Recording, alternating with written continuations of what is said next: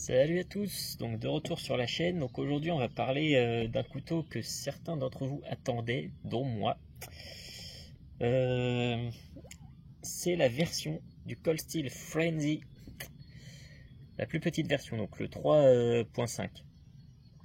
Donc voilà, je vous le montre.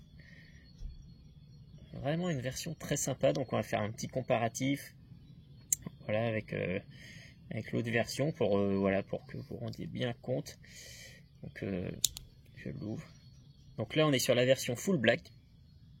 Voilà, donc je sais qu'il existe avec un manche noir et rouge et une lame satin.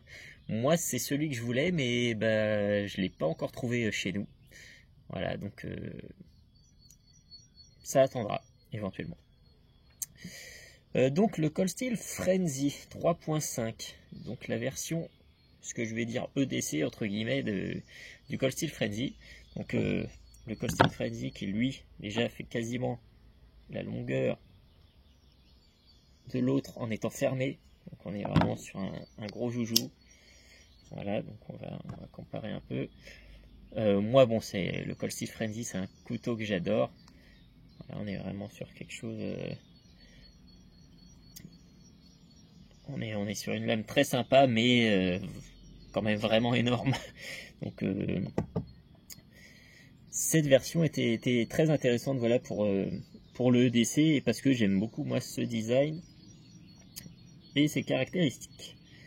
Donc on est sur une longueur fermée de 11,4. Ok. Ouvert, on va regarder ça. Longueur ouverte, on est quand même sur 20 cm. Voilà, une fois ouvert. On est sur un acier CPM 3V sur cette version là. On a une lame de 8,9 cm, une épaisseur de 3,3, donc qui s'affine après jusqu'au bout évidemment, avec toujours cette, je sais pas si on va bien le voir là, mais cette petite pointe qui est malgré tout renforcée ici, voilà, comme sur la version originale. On est sur un manche donc en G10, on est là, donc je disais sur la version full black, donc G10 noir, texturé bien sûr comme l'autre version. On est sur un dark stone wash très cool, vraiment bien fait, très joli. On est sur un couteau qui pèsera 75 grammes, donc voilà, ça se laisse oublier dans la poche, hein, c'est pas énorme. La petite différence qu'ils ont fait sur ce modèle, c'est le clip. Donc il est toujours réversible bien sûr, mais c'est un deep carry. Donc voilà, c'est fait pour arriver haut dans la poche. Comme ça le couteau ne dépasse pas de la poche. Que sur le Cold Steel Frenzy de base, voilà, le clip est comme ceci. Donc on a quand même toute cette partie là qui dépasse de la poche, ce qui fait quand même un bon centimètre et demi qui dépasse de votre poche. Voilà, le clip n'est pas dur, voilà, n'est pas trop dur ni trop souple. L'ouverture est assez fluide, moi perso, voilà, dès que je l'ai reçu, bon, tac, voilà, ça s'ouvre sans problème dès la réception du couteau. Donc voilà, c'est quand même qu'il a une ouverture fluide, parce que j'ai pas eu vraiment à le travailler l'ouverture, quoi. Il y a des séries de pivots ou quoi. Donc on est toujours sur les mêmes visseries, hein, voilà, comme sur le Frenzy. On est sur le fameux système Triad Lock. Voilà. Donc cette version a été dessinée par Andrew Demko, qui fait plein de designs pour plein de marques, comme la version de base. On retrouve la petite écriture ici sur la lame Frenzy. Donc les différences notoires, donc comme je viens de le dire, c'est le clip. Voilà, parce qu'ensuite on est quand même, en termes de design et autres, on est quand même vraiment similaire. Voilà, on a la même encoche ici, la même texture. Voilà, les prises en main sont pareilles. Ce petit bidule là, qui permet d'ouvrir le couteau, peut être démonté. Voilà, hein. Si on veut y mettre autre chose, je sais pas, par exemple du Serflex, voilà, pour une ouverture rapide. Je pense que ce sera pas nécessaire sur cette lame là, mais bon, Si certains préfèrent, en tout cas, c'est faisable.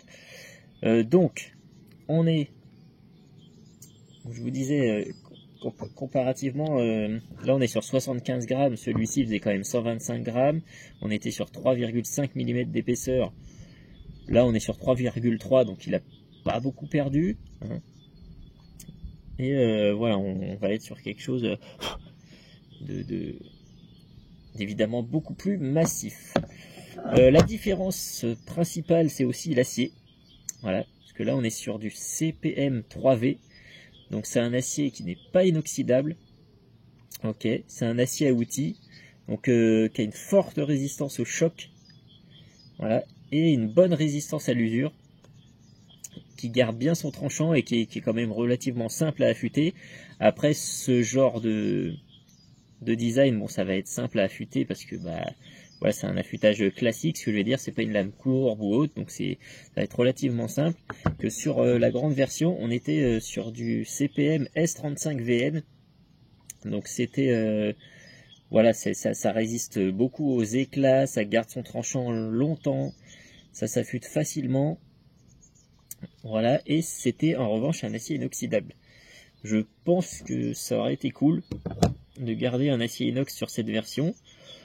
Après, c'est comme d'habitude, après utilisation, un bon coup de nettoyage. Si vous en servez pendant pendant longtemps, une longue durée, bah voilà, un petit démontage, nettoyage, graissage, et le couteau, il devrait pas prendre de taches ou autre.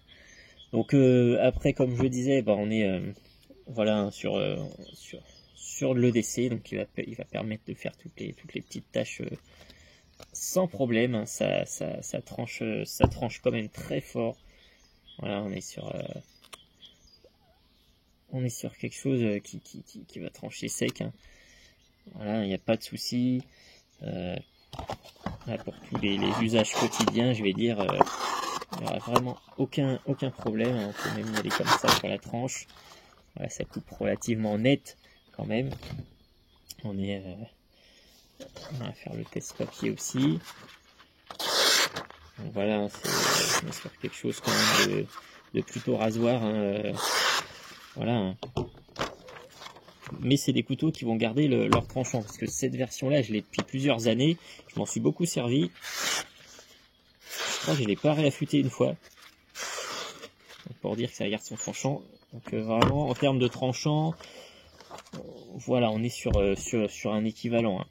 Après j'ai pris une petite bouteille d'eau là pour faire le petit test de perforation, un test tout simple, un basique, hein. Mais ça rentre, j'ai presque pas appuyé quoi, hein. Voilà, je fais à deux doigts. Voilà, il n'y a aucun souci. Et c'est quand même similaire sur la grande version. Voilà, on est sur un truc. En même temps, c'est assez normal, puisque avec des pointes,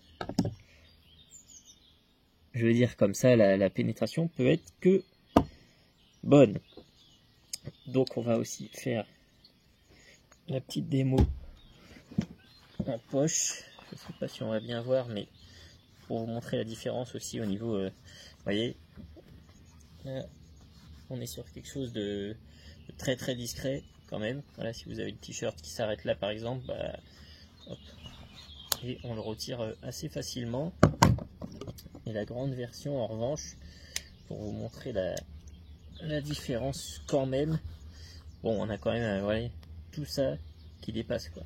Alors après c'est plus facile évidemment pour l'attraper, mais bon, c'est beaucoup moins discret que celle-ci. Si vous avez un pantalon noir, voilà, le modèle full black dans la poche comme ça, franchement ça passe nickel. Après bien sûr, comme d'habitude, en cas de contrôle de police ou quoi, avec ce profil de lame, on ne pourra pas justifier ça. Pour moi c'est impossible, surtout avec la tendance actuelle.